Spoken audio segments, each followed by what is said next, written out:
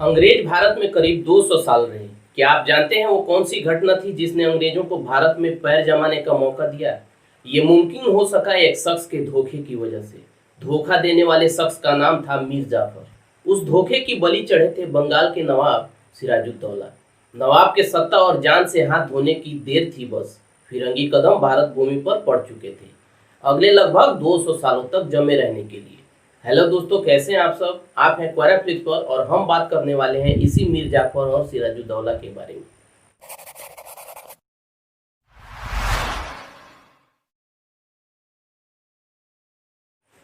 मीर जाफर का ये वही जगत प्रसिद्ध धोखा है जिसकी वजह से पीढ़ियों तक लोग अपने बच्चों का नाम मीर जाफर रखने से कतराते थे। गद्दारी और नमक हरामी का प्रतीक बन गया था ये नाम। 2 जुलाई 1757 का वो दिन था जब नवाब सिराजुद्दौला को एक गद्दार सेनापति की धोखाधड़ी की कीमत अपनी जान देकर चुकानी पड़ी थी। दोस्तों, नवाब सिराजुद्दौला को आखिरी आजाद नवाब कहा जाता है और ठीक ही कहा जाता है। नवाब की जान जाते ही भारतीय उपमहाद्वीप में अंग्रेजी शासन की नींव रखी गई। नवाब का पूरा नाम मिर्जा मोहम्मद सिराजुद्दौला था। 1733 में पैदा हुए नवाब की अपनी मौत के वक्त महज 24 साल की उम्र थी। अपनी मौत से साल भर पहले ही अपने नाना की मौत के बाद उन्होंने बंगाल की गद्दी संभाली थी। ये वही वक्त था जब ईस्ट इंडिया कंपनी उपमहाद्वीप में अपने कदम जमाने की कोशिश कर रही थी। नवाब ने बरसों से बंगाल के सेनापति रहे मीर जाफर की जगह मीर मदान को तरजीह दी। इससे मीर जाफर नवाब से बुरी तरह खफा हो गया। अपनी जमीन पक्की करने के फिराक में लगे अंग्रेजों की राह में नवाब सिराजुद्दौला बहुत बड़ा रोड़ा थे। उन्होंने इस बात की संभावना तलाशनी शुरू की कि क्या किसी विभीषण का वजूद है। वो कहते हैं ना, हर लंका में एक विभीषण मौजूद होता है। सो अंग्रेजी सेना के सेनापति रॉबर्ट क्लाइव ने कुछ जासूस बंगाल भेजे। उन्होंने बताया कि मीर जाफर में काफी संभावनाएं हैं।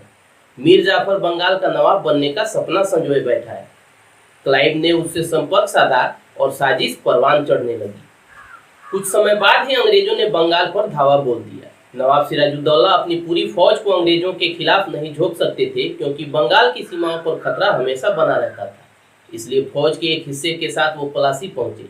मुर्शिदाबाद से कोई 27 मील दूर डेरा डाला। 23 जून को एक मुठभेड़ में सिराजुद्दौला के विश्वास पात्र मीर मदान की मौत हो गई। नवाब ने सलाह के लिए मीर जाफर को पैगाम भेजा। मीर जाफर ने सलाह दी कि युद्ध रोक दिया जाए। नवाब ने मीर जाफर की सलाह मान ली। यही वो भूल थी जिससे अंग्रेजी हुकूमत हिंदुस्तान में अपने पैर जमा सकी।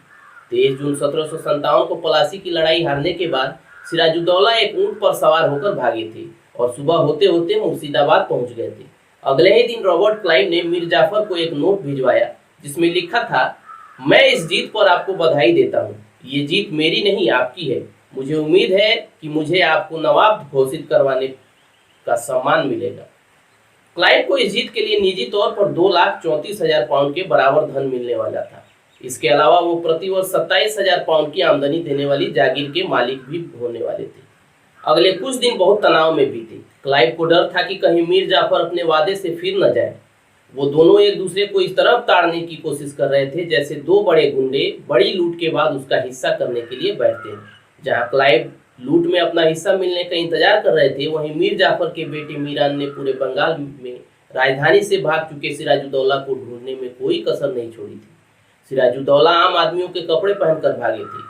वो पहले पटना के भगवान गोला गए और फिर 2 दिनों बाद कई नावें बदलते हुए राजमहल के किनारे पहुंचे। इसी इलाके में रह रहे एक फकीर शाह दाना ने मुखबिरी करते हुए सिराजुद्दौला के वहां पहुंचने की खबर उनके दुश्मनों तक पहुंचा दी, जो उन्हें ढूंढने के लिए दिन रात एक कर रहे थे।